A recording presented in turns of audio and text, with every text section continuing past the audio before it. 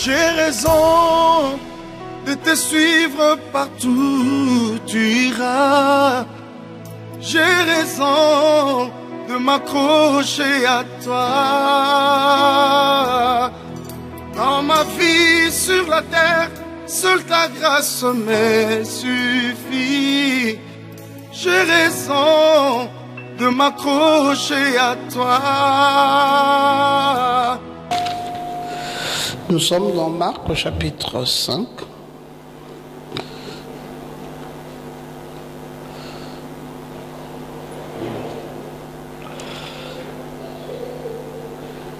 Et là, nous lisons du verset 35 au verset 43. Comme il parlait encore, survinrent de chez le chef de la synagogue des gens qui dirent: ta fille est morte, pourquoi importuner davantage le maître? Mais Jésus, sans tenir compte de ces paroles, dit au chef de la synagogue: ne crains pas, crois seulement. Et il ne permit à personne de l'accompagner, si ce n'est à Pierre, à Jacques et à Jean, frères de Jacques. Ils arrivèrent à la maison du chef de la synagogue, où Jésus vit une foule bruyante et des gens qui pleuraient et poussaient des grands cris. Il entra et leur dit: pourquoi faites-vous du bruit? Pourquoi pleurez-vous? L'enfant n'est pas morte, mais elle dort. Et il se moquait de lui. Alors, ayant fait sortir tout le monde, il prit avec lui le père et la mère de l'enfant et ceux qui l'avaient accompagné, et il entra où était l'enfant. Il la saisit par la main et lui dit: Talita Koumi, ce qui signifie: jeune fille, lève-toi, je te le dis. Aussitôt la jeune fille se leva et se mit à marcher, car elle avait 12 ans. Et ils furent dans un grand étonnement. Jésus leur adressa des fortes recommandations pour que personne ne sût la chose. Il dit qu'on donna à manger à la jeune fille. Amen. Que Dieu bénisse sa parole. Alors, nous sommes en train de parler de cette fille de Jaïrus. C'est un sujet qui nous intéresse énormément. Et il y a des éléments clés, il y a des maîtres mots dans ce message qui fait que nous devrions rester là pendant longtemps pour regarder de très près tous ces maîtres mots. Et il est vrai que cette fille est la fille du chef de la synagogue. Et ça, nous l'avons déjà compris. Et il est aussi vrai qu'elle était terriblement malade. Nous l'avons compris également. Et il est encore vrai qu'elle a fini par mourir. Et là, nous comprenons toujours bien, parce qu'il s'agit d'une église et de la mère babylonienne. Parce qu'il y a un chef de la synagogue qui a office de pape à sa tête, et cette fille est malade. Et ça, nous le savons, l'église catholique est sérieusement malade. Et d'ailleurs, la suite, c'est qu'elle est même morte. Donc, dans cette grande Babylone, il y a deux aspects.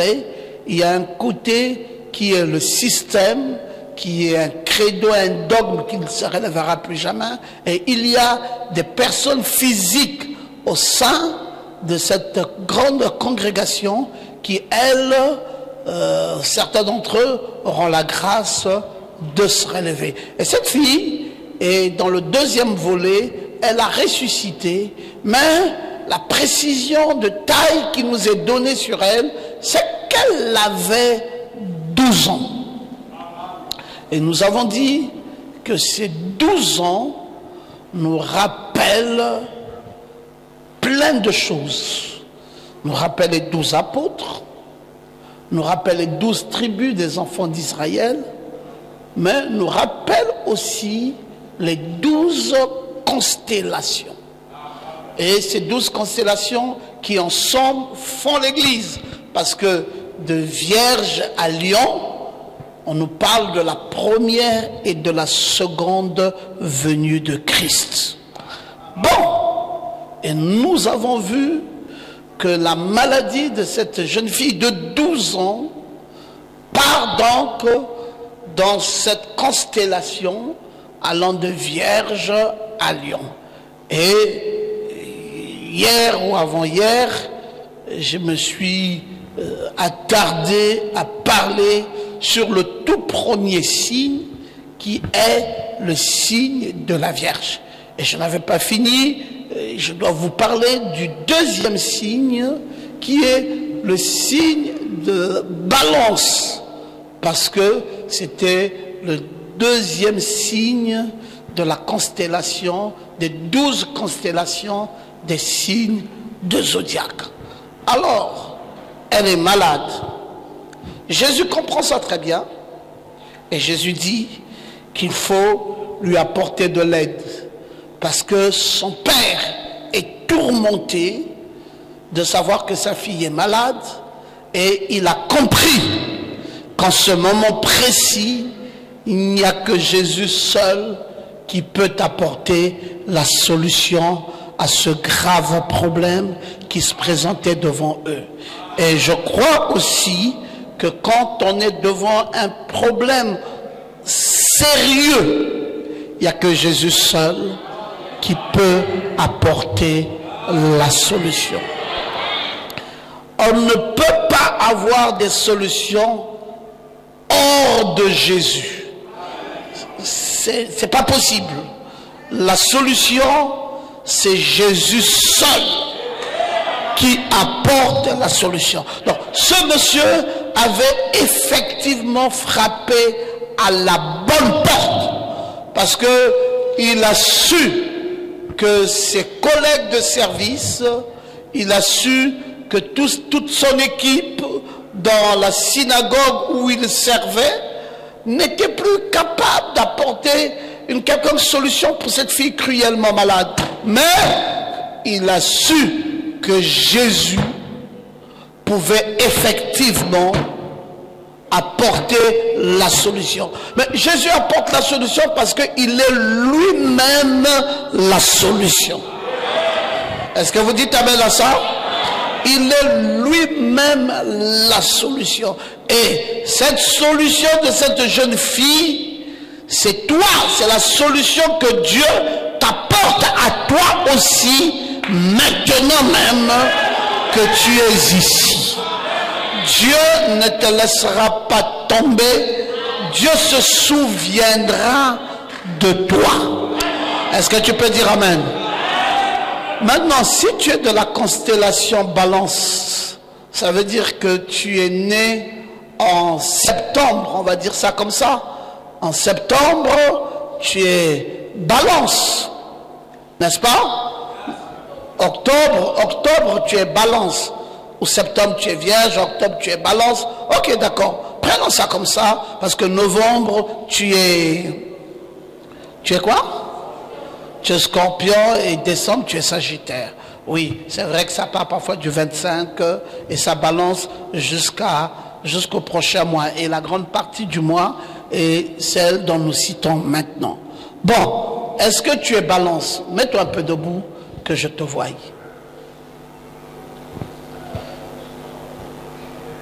Ok, c'est très bien. Je fais ça parce que je veux parler et parler de toi. Tu peux t'asseoir. Tu peux t'asseoir.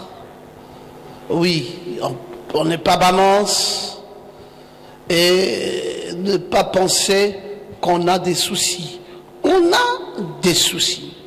Parce que dans cette constellation Balance, c'est un signe qui va parler de l'œuvre du Rédempteur. Parce que c'est un signe du service. Et c'est d'ailleurs ce qui va caractériser le ministère terrestre de notre Seigneur Jésus-Christ.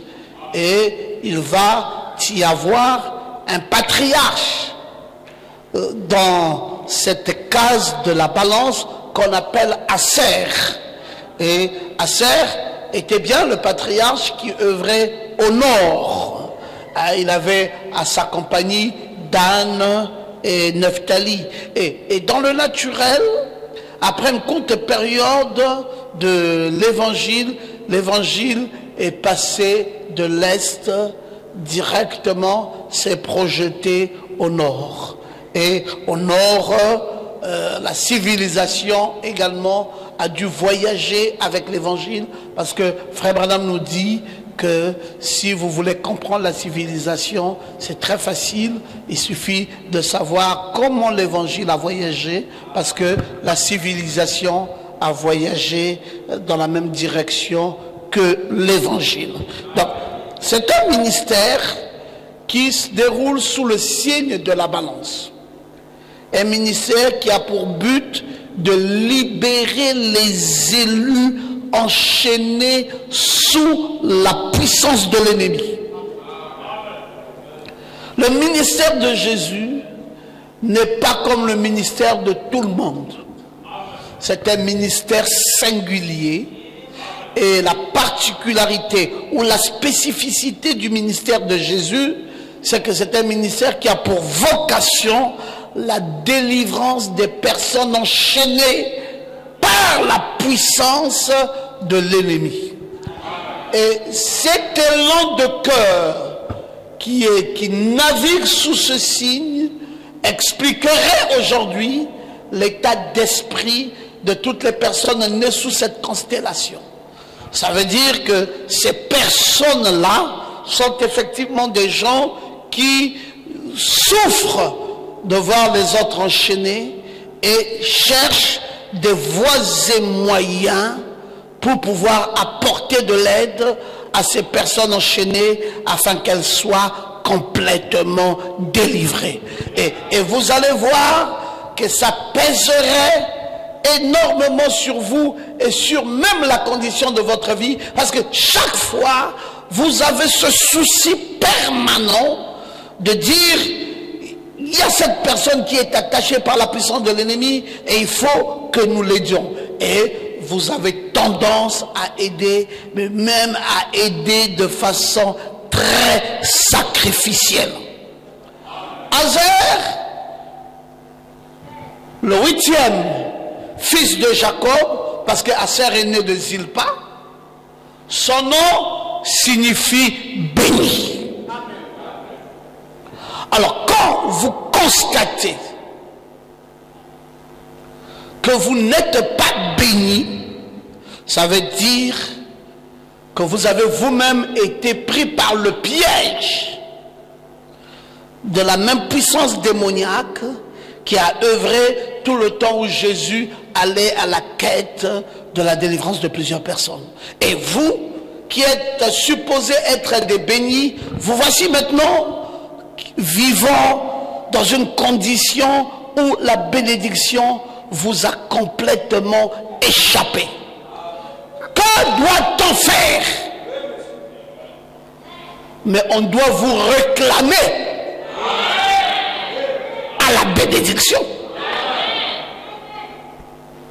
On ne doit pas vous laisser ainsi.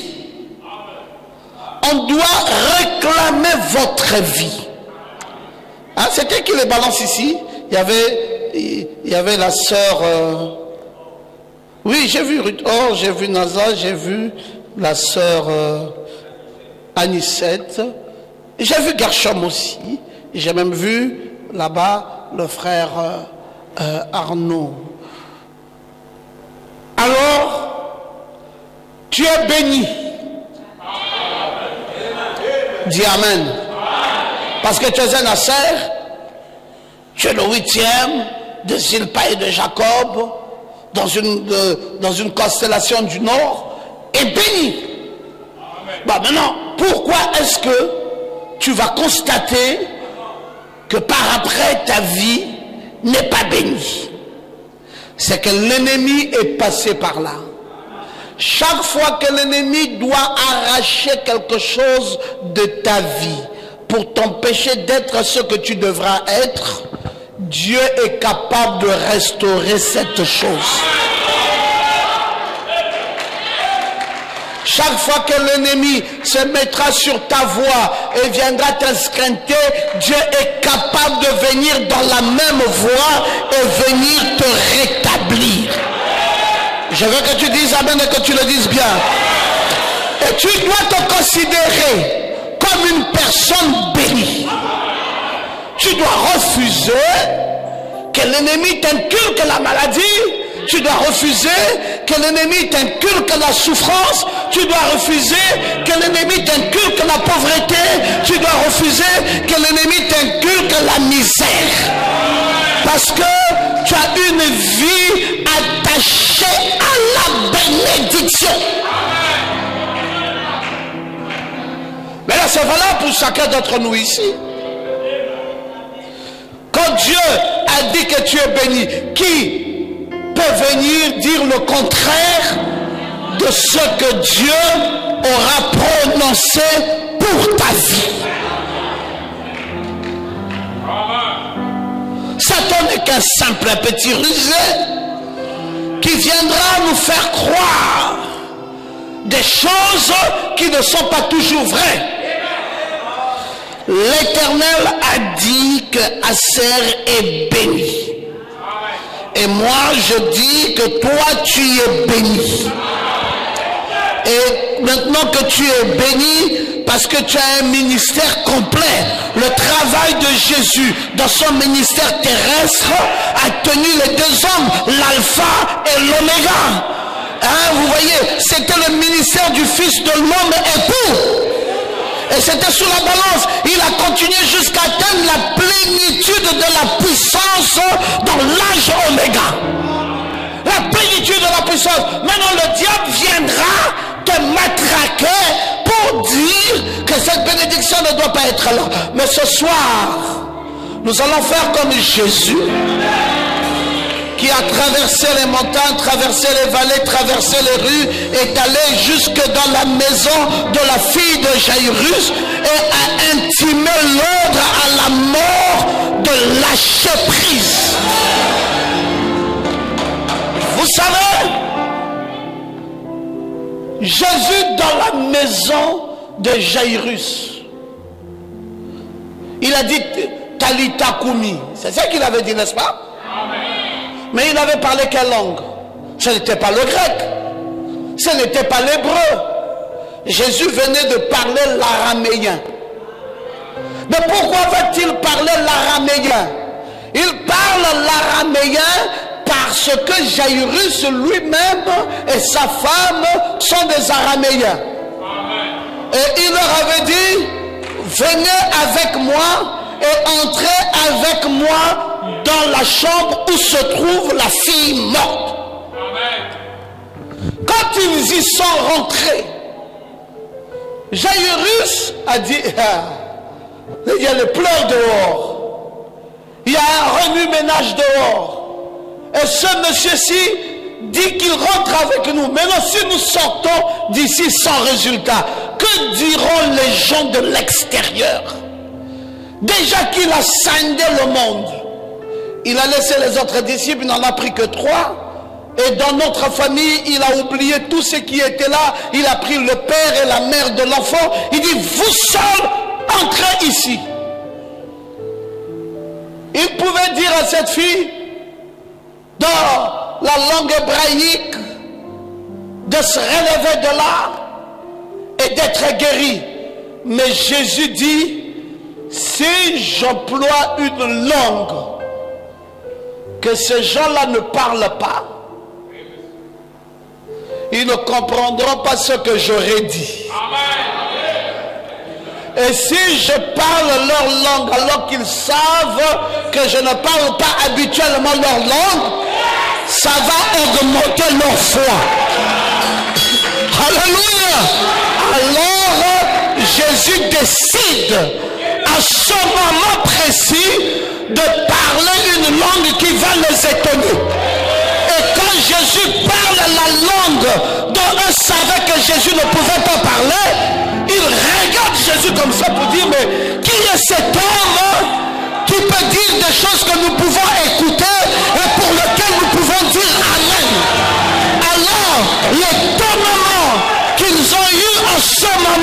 aussi d'entendre Jésus parler l'araméen a suscité la foi dans leur cœur.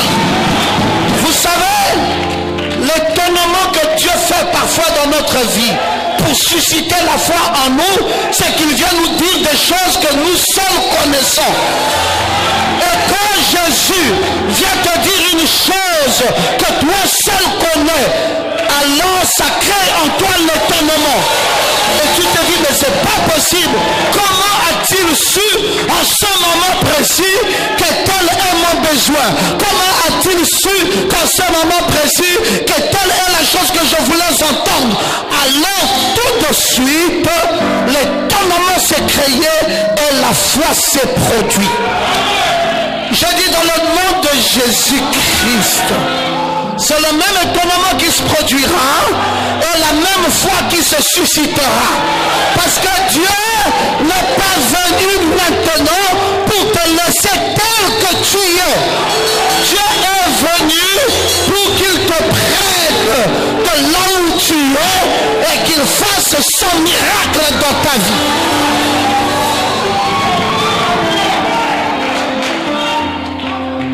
Il est capable de faire ça.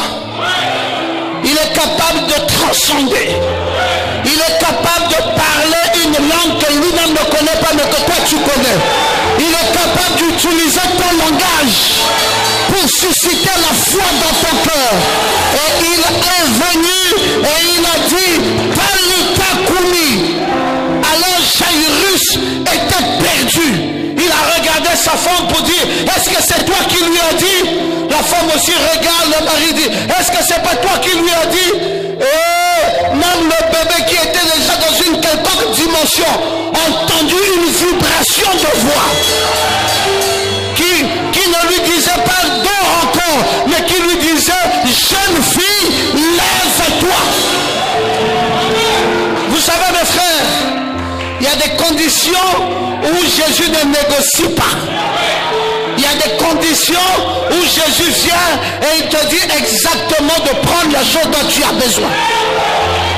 Et ce soir, Jésus emploie le même langage qu'il avait utilisé ce soir-là. Ce qu'il va dire ce soir, c'est Talita Koumi. Ça veut dire que même si tu es assise, même si tu es rétrograde, même si tu as des problèmes, même si tu as des ennuis, lève-toi, lève-toi et lève-toi. C'est tout. Il n'a pas besoin de savoir combien de fois tu as été alourdi par le problème. Jésus connaît que tu avais des problèmes. Mais quand il vient à ce moment précis, il vient te dire, tu dois te lever un point, un trait. Pasteur, je me lève de quoi? Je me lève avec ma victoire. Je me lève de tous mes soucis. Je me lève de tous mes ennuis. Je me lève de tous mes problèmes. Tu comprends, frère Ken? Ce n'est pas une affaire où on négocie encore. Ce n'est pas une affaire où on veut savoir si tu seras vainqueur ou pas. Jésus vient directement et il frappe au but. Et il te dit, lève-toi.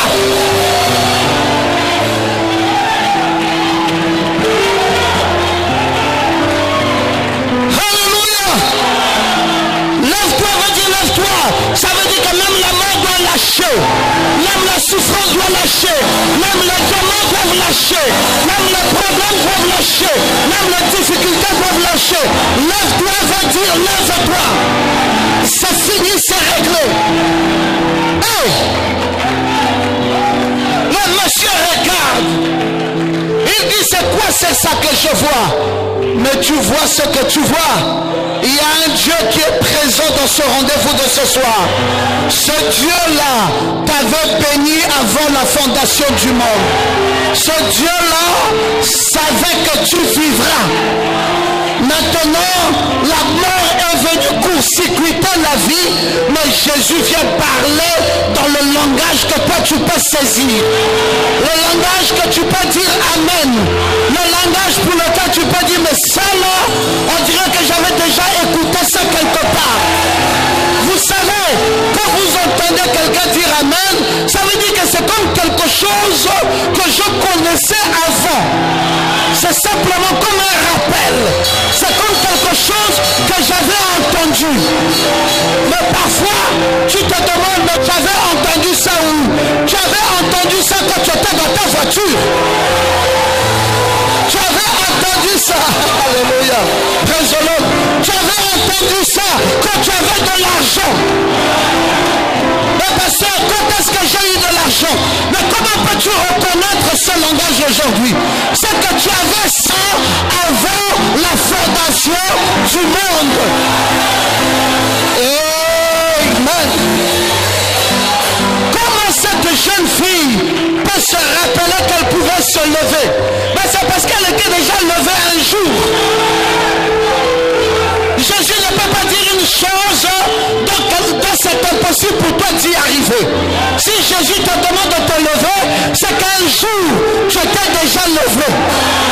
Et Jésus sait que le diable t'a piégé, mais que maintenant, par la puissance de la parole créatrice, tu peux te relever.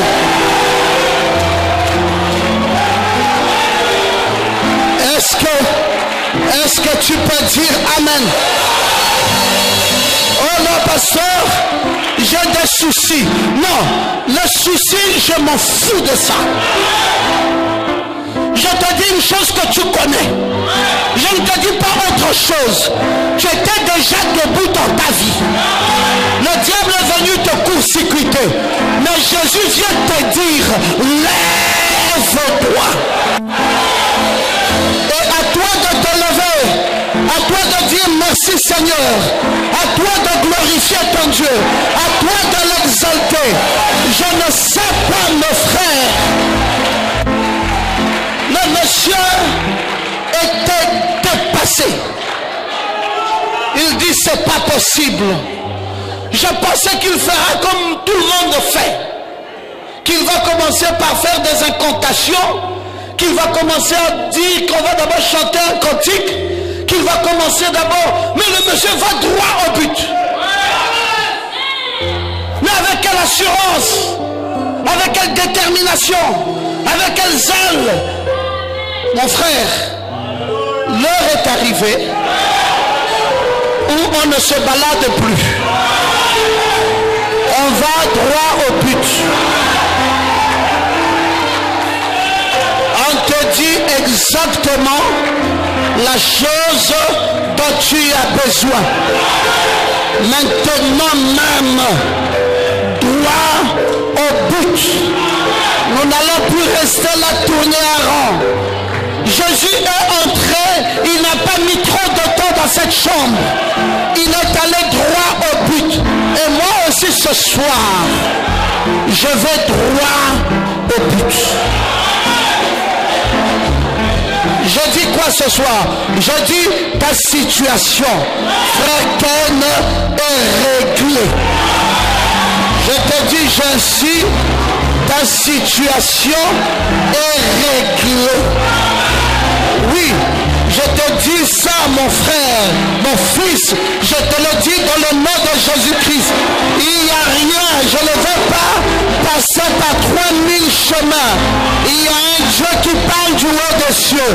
Et ce Dieu vient de dire que ta situation est réglée.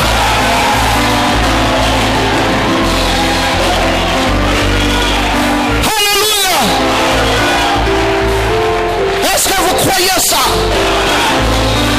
De tout votre cœur. Tu es béni. Tu es béni. Ta vie est une vie bénie. Je m'en fous de comment le diable ne peut écouter ça. La vérité reste la vérité. Talita Koumi. Jeune fille, lève-toi. Le papa dit, mais elle est morte. Je m'en fous de comment elle est morte. Jeune fille, lève-toi. Je ne m'adresse pas à toi, Jairus. Je ne m'adresse pas à sa mère. Moi, je m'adresse au cas. Celui qui a le plus besoin de moi, c'est elle. Elle problèmes se règlent ce soir.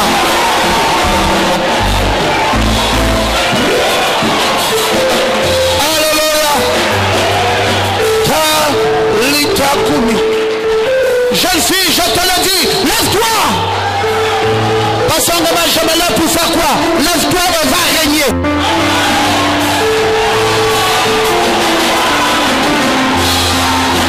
Lève-toi et amène ton témoignage. Je ne veux plus te voir dans cet état. Lève-toi et prends ton enfant. Prends ça dans le nom de Jésus. Lève-toi et prends ton mari. Lève-toi et prends ton visa des États-Unis. Et que tu partes là-bas, retrouver ton mari une fois pour toutes. Ce n'est plus le moment de passer par 4000 chemins. Lève-toi et prends ta puissance, ton autorité. Lève-toi et récupère toutes les grâces qui doivent accompagner ta vie. Lève-toi, lève-toi, lève-toi maman jeune, lève-toi là-bas. Oui, lève-toi, ne reste pas assis. Ne dis pas non, ça ne marche pas. C'est maintenant le moment où ce qui ne marche pas doit marcher. Lève-toi. Alléluia. Lève-toi mon fils. Ce n'est pas le moment de dormir. Ce n'est pas le moment de gémir. Ce n'est pas le moment de souffrir. Ce n'est pas le moment. Lève-toi. C'est le temps de ta règne, ma fille. Oui, il y a une grâce de Dieu dans ta vie. Ma fille, les gens qui se sont moqués de toi, sache que le niveau de la main de Zorobabel, les choses que tu voulais avoir, reçois-les maintenant. Oui, reçois le succès. Ce que tu vas faire comme commerce, je te le dis dans le nom de Jésus, ça va marcher. Si ça ne marchait pas hier, si ce commerce ne marchait pas hier, aujourd'hui, ce commerce va marcher. Et tes affaires vont prospérer. Et ça ne s'arrêtera plus. Lève-toi et règne. Alléluia. Oui, c'est la grâce de Dieu, ma fille. Il n'y a pas besoin de gémir.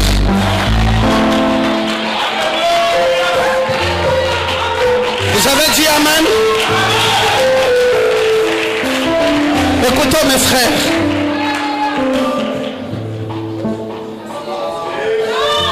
J'étais ici. J'ai prêché l'évangile. Et mes regards étaient partis sur la sœur Sandrine. Je voyais comment les puissances de l'enfer voulaient la prendre et la tuer. Non seulement elle, mais sa mère aussi. Et du haut de la chair, je l'ai dit, Sandrine, la mort est autour de toi. Toi et ta mère. Mais j'annule cette puissance. Et hier, on m'appelle brutalement par Olivier. Il me dit, mais Sandrine vient de tomber comme si elle voulait mourir. J'ai dit, elle ne mourra pas. C'est des choses que nous avons vues, mais ces choses n'auront pas de puissance sur elle. Il y a un Dieu qui est plus fort. Il y a un Dieu qui est plus puissant. Il y a un Dieu qui est plus vrai. Elle ne mourra pas. Elle vivra. Alléluia. Jésus est ici ce soir. Jésus règle le problème des uns et des autres. Jésus renverse l'incrédulité. Jésus renverse les barrières. Vous vous dites, mais Seigneur, quand est-ce que tu vas me regarder? Tu penses que maintenant il ne te regarde pas? Il est ici. Il te voit. Il voit comment tu fonctionnes. Tu sais, ma fille, toi qui es en jaune là. Hier, pendant que j'étais ici, hier soir, j'ai quitté cette église à 24 heures. Et à 23 heures, j'étais réclamé. À 23 heures, ici, j'étais assis ici là. J'étais réclamé, toi et ta petite soeur, la coiffeuse. Je vous ai réclamé. Et tu sais, le diable, veut t'empêcher de recevoir ta bénédiction. C'est pour cela, un cœur veut aller, un cœur veut revenir, un cœur veut aller, un cœur veut revenir. Et parfois quand tu dis je m'en vais à l'église, tu deviens lourde. Et beaucoup de choses arrivent autour de toi et t'empêchent. Mais j'ai dit dans le nom de Jésus, je prends un décret. Le ridicule qu'il y avait dans ta vie, les hommes sont venus, ils sont partis. Ils sont venus, ils sont partis. Ils ne veulent pas rester avec toi. Ils veulent te bombarder les enfants et t'abandonner. Je prends un décret du ciel pour que le mari vienne et que tu sois désormais épousé. Dans le nom de Jésus-Christ, reçois cette bénédiction. Alléluia! Reçois cela, ma fille, et sois béni dans le nom de Jésus. Il y a un pays, Taouli. Jésus dit, je vais parler l'araméen. Je vais parler la langue, car on peut dire amen à ça. Je ne veux plus passer par 3000 chemins. Je veux toucher exactement le problème qui est là. Et je vais relever la personne de la même manière que Dieu t'a relevé, frère Abdias. De la même manière qu'il t'a relevé, frère Loïc, c'est de la même manière que Dieu est en train de relever les uns et les autres. Ici. Oh Loïc, tu m'as dit, mais Dieu m'a relevé comment? Non, tu vas signer un contrat. Très bientôt, dans l'espace de 3 mois, un grand contrat d'affaires qui t'amènera d'avoir beaucoup d'argent. Ça va s'accomplir dans le nom de Jésus. Il y a un Dieu dans cette église, et le Dieu qui est ici ce soir a décidé de nous bénir. Et le diable ne peut pas arrêter cette bénédiction. C'est pour cela Jésus est entré droit dans cette maison et il a dit, si je parle ici dans ma langue, personne ne comprendra. Je vais parler l'araméen pour que ce monsieur dise amen. Et je vais relever cette fille qui est là. Et nous sortirons d'ici. Le témoignage va éclater. Et le témoignage qui va éclater ce soir, c'est que demain, tu reviendras avec un nouveau témoignage. Tu seras visité de façon très extraordinaire. Et tu recevras la nouvelle que tu attendais depuis très longtemps. Parce que ce soir, Dieu parle en araméen pour te dire, Talita Koumi, lève-toi. Les malheurs sont finis, les difficultés sont finies, les soucis sont finis. Et c'est le temps de ta visitation. Que Dieu te bénisse.